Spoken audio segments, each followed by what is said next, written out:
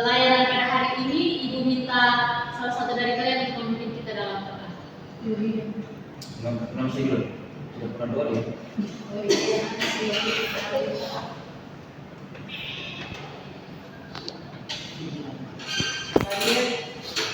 Sudah bersama-sama semua untuk mulai kegiatan kita pada siang hari ini. Pertama dengan doa, dan segala saya dalam kepercayaan saya dalam doa tertulis. Dalam Bapa dan Anak dan Roh Kudus. Terima kasih Bapa, terima kasih Tuhan Yesus atas segala kasih dan karunia Bapa. Segala kami berkumpul di kelas kita pada saat Tuhan. Sekarang Bapa kami akan mengenalkan materi yang disampaikan oleh Ibu Sita sebagai ibu kami.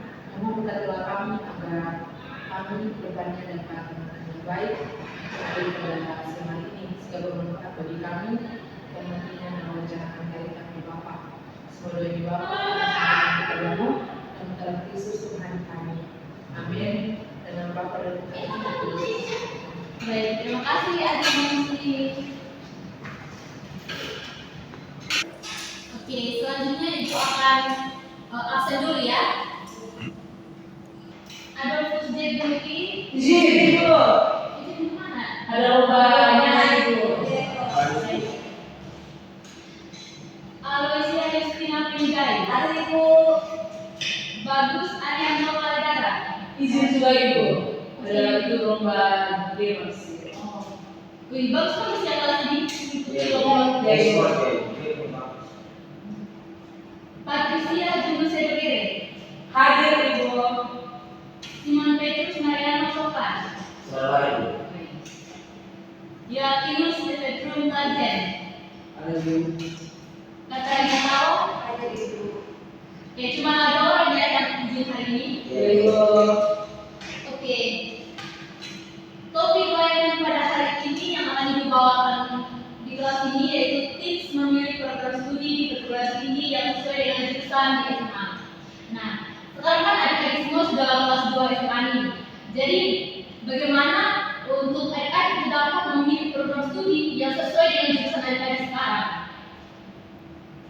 Nah, sebelum kita masuk ke materinya, ingin bertanya kepada adik-adik dulu. Mungkin di sini adik-adik ini sudah mulai memahami apa arti dari program studi. Pada adik-adik program studi yang saya tahu itu bisa di perkuliahan itu. Baik, mungkin ada yang lain? Ya, tentu. Program studi itu lebih kepada satu bidang apa yang kita ambil untuk bidang itu. Oke, jawabannya semuanya benar ya, tidak ada yang salah. Jadi di sini berdasarkan Undang-Undang Nomor 12 Tahun 2012 tentang Pendidikan Tinggi, program studi adalah satuan kegiatan pendidikan yang memiliki metode pembelajaran atau kurikulum tertentu dalam suatu pendidikan akademik, pendidikan profesi dan juga pendidikan vokasi. Jadi istilah program studi itu sendiri merupakan jurusan yang memiliki makna yang sama.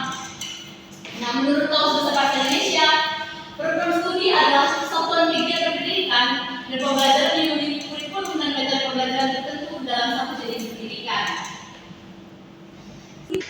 Oke, setelah kita mengetahui apa itu program studi, selanjutnya tujuan dari tips memilih program studi di perguruan tinggi yang sesuai dengan jurusan di SMA.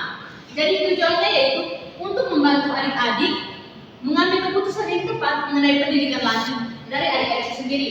Nah, dengan memilih program studi yang sejalan dengan kemampuan atau minat adik-adik semua, dapat memaksimalkan dan juga meningkatkan motivasi dan pemahaman terhadap materi kuliah.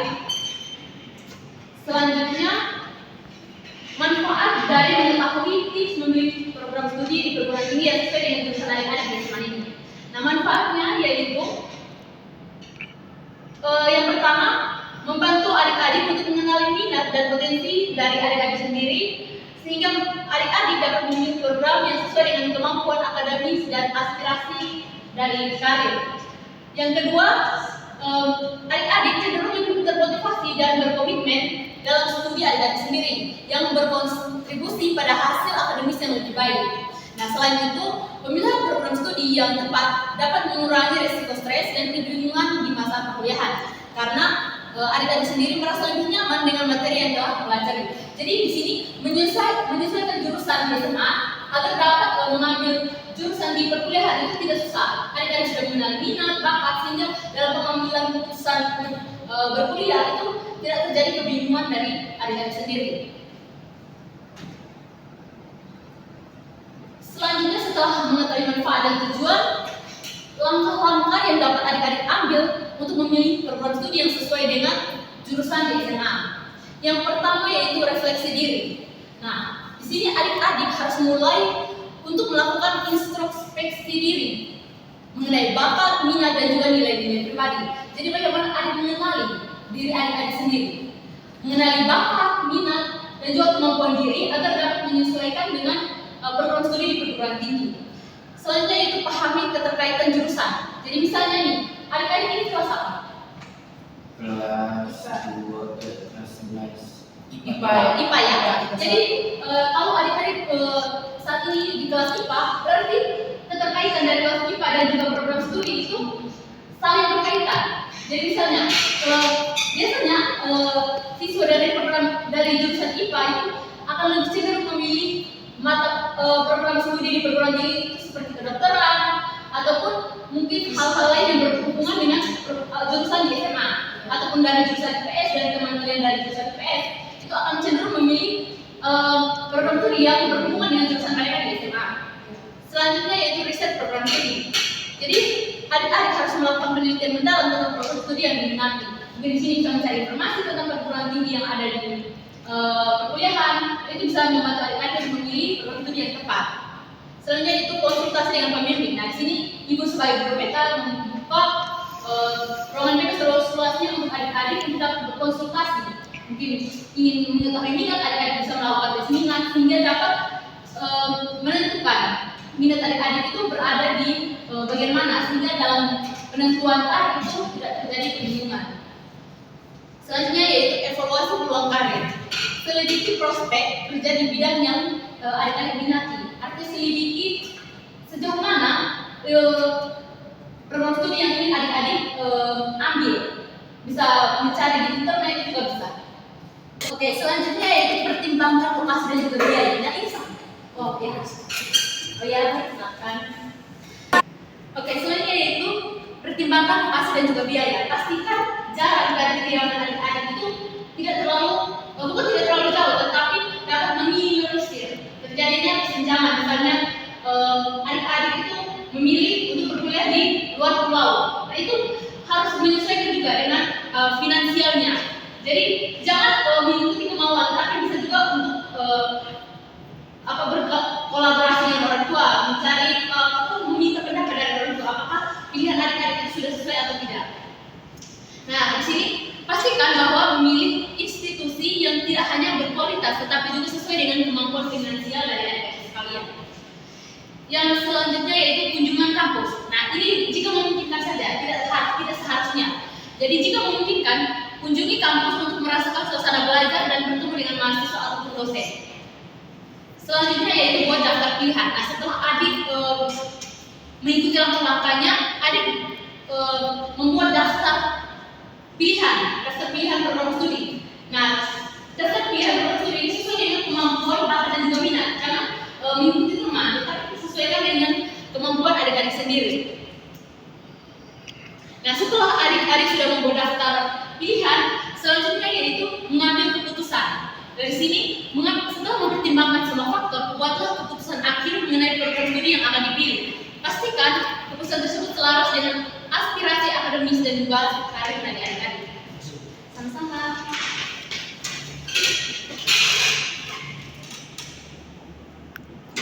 Oke, selanjutnya yaitu faktor-faktor yang mempengaruhi pemilihan program studi di perguruan tinggi yang sesuai dengan jurusan adik-adik di SMA. Yang pertama, faktor internal. Di dalam faktor internal ini yang pertama ada minat dan bakat. Jadi, di mana minat yang kuat terhadap suatu bidang studi serta bakat yang dimiliki dari adik-adik menjadi pertimbangan utama. Dari sini, bagaimana adik-adik itu mengetahui bakat dan minat yang adik-adik miliki, sehingga dalam pemilihan program studi itu tidak terjadi kebingungan. Selanjutnya yaitu kepribadian. Nah, misalnya adik-adik memiliki kepribadian ekstrovert. Nah, di sini adik-adik mampu untuk memilih program studi yang sesuai dengan kepribadian adik-adik. Selanjutnya yaitu nilai akademik. Nah, nilai akademik ini sangat penting dalam adik-adik menentukan pilihan di program studi di perguruan tinggi. Misalnya dari adik Nosi, nilai akademiknya tinggi di matematika. Nah, di sini ibu bisa memberikan saran, adik bisa memilih program studi misalnya matematika atau statistik. Nah, itu kan berkaitan dengan nilai akademik kakak. Dan itu kan tinggi. Jadi adik bisa mengambil program studi tersebut. Selanjutnya yaitu tujuan karir. Nah, setelah adik mengetahui minat, bakat, kepribadian dan nilai akademik, adik harus menentukan tujuan karir ke depan. Sehingga konsisten dari adik untuk dapat mencapai tujuan karir tersebut. Nah, di sini ada faktor eksternal. Yang pertama yaitu informasi dan aksesibilitas. Jadi di sini informasi itu sangat penting dalam menentukan pilihan program studi. Di mana sekarang kan zaman digital. Jadi di mana adik-adik itu pintar-pintar dalam menggunakan teknologi. Nah, di sini adik-adik bisa mencari informasi tentang program studi yang sesuai dengan bakat dan minat adik-adik. Selanjutnya yaitu saran dan dukungan keluarga. Nah, di sini penting untuk meminta saran dan juga dukungan dari keluarga. Karena di sini tidak hanya adik-adik yang membuat suatu keputusan, tetapi perlunya dukungan dan juga saran dari keluarga.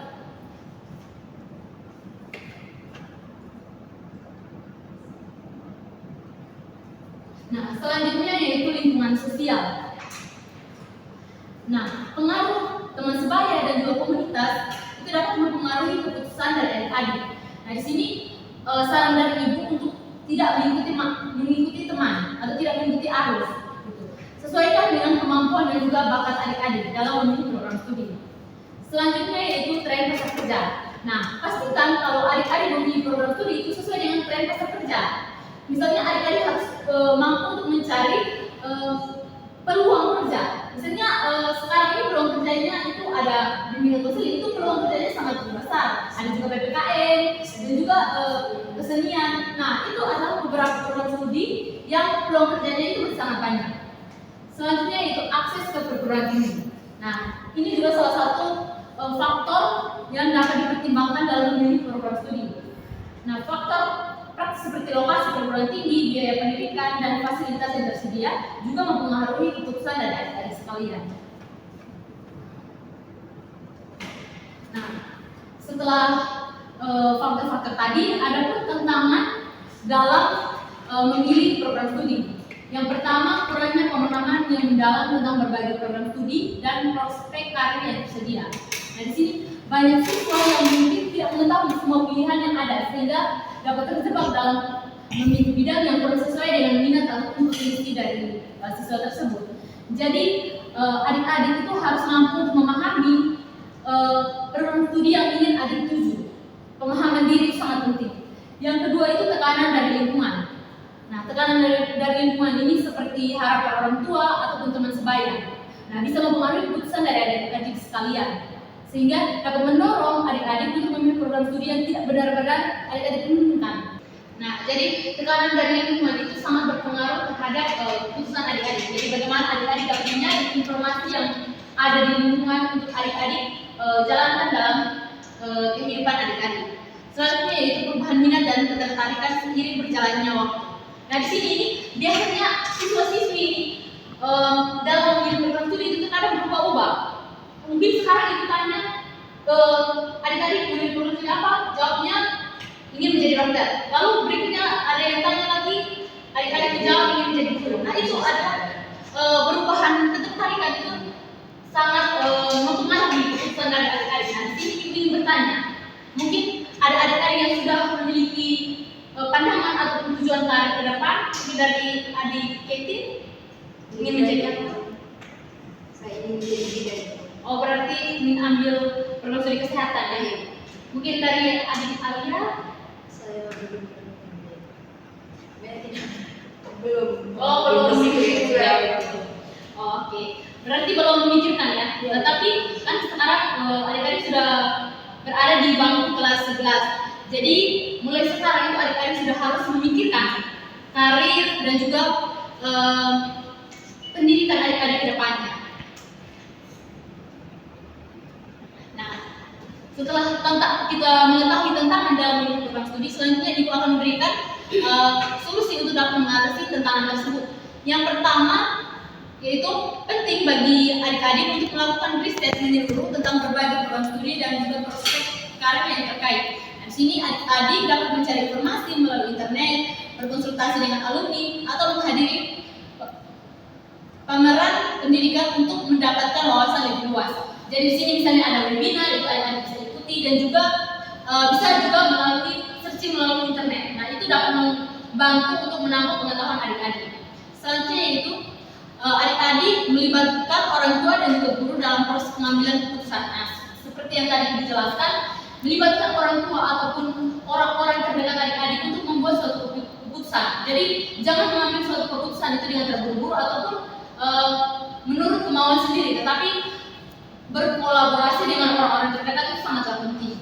Selanjutnya yaitu mengikuti kegiatan ekstrakurikuler dan juga organisasi dapat memberikan pengalaman praktis yang membantu siswa memahami lebih baik tentang minat mereka. Dari sini mengikuti organisasi dan juga ekstrakurikuler ini dapat membantu adik-adik untuk mendapatkan pengalaman baru, sehingga kedepannya itu adik-adik tidak kaget ataupun tidak bingung jika terdapat perubahan di dunia pendidikan yang baru.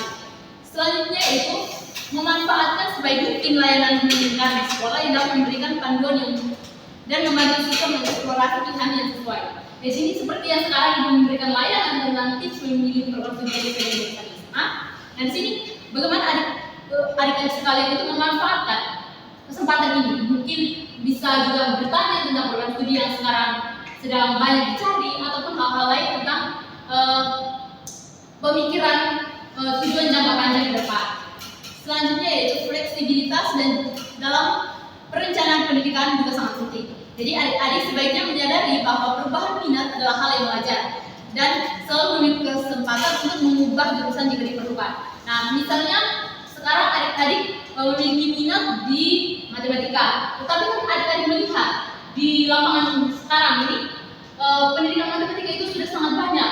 Banyak institusi pendidikan itu sudah tidak menerima lagi guru-guru matematika. Nah, di sini adik-adik bisa mencari lagi informasi tentang program studi yang sekarang diminati dari atau yang diperlukan di institut pendidikan. Nah, itu bisa juga dilakukan oleh adik-adik untuk dapat merubah pilihan karir, tetapi sesuai dengan lapangan kerja yang ada di masyarakat. Oke. Nah, setelah tadi Ibu sudah menjelaskan, mungkin dari adik-adik sendiri ada yang ingin menyimpulkan setelah tadi Ibu menjelaskan? Pada adik-adik silakan. Jadi dari topik yang Bapak Ibu jelaskan tadi, saya bisa mengambil kesimpulan bahwa dalam memilih program studi itu pentingnya kolaborasi dengan orang-orang terdekat seperti orang tua, guru kelas, dan juga pentingnya bakat dan minat, sehingga program studi yang dipilih itu sesuai dengan bakat dan minat serta kemampuan yang ada dalam diri. Baik sekali ya. Nah, itu adalah kesimpulan secara singkat dari adik-adik. Nah, di sini dengan kita mengetahui tips menuju program studi, kita dapat mengetahui bahwa sangat penting untuk membantu siswa dalam membuat keputusan yang tepat untuk masa depan akademis dan profesional dari siswa. Sehingga dengan memahami dan menerapkan tips yang telah diberikan, adik-adik dapat mengenali minat, bakat, dan juga mengurangi resiko ketidakpuasan di perkuliahan. Jadi itu saja materi yang Ibu sampaikan kepada adik-adik.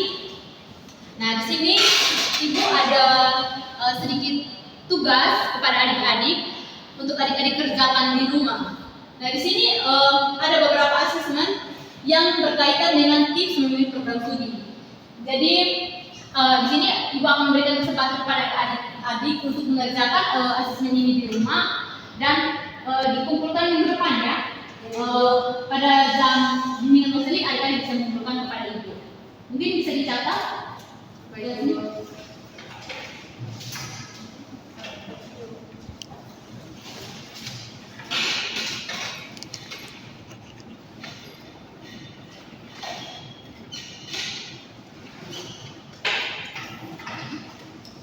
Sudah Ibu. Oke. Di sini Ibu ada kata-kata motivasi untuk adik-adik sekalian.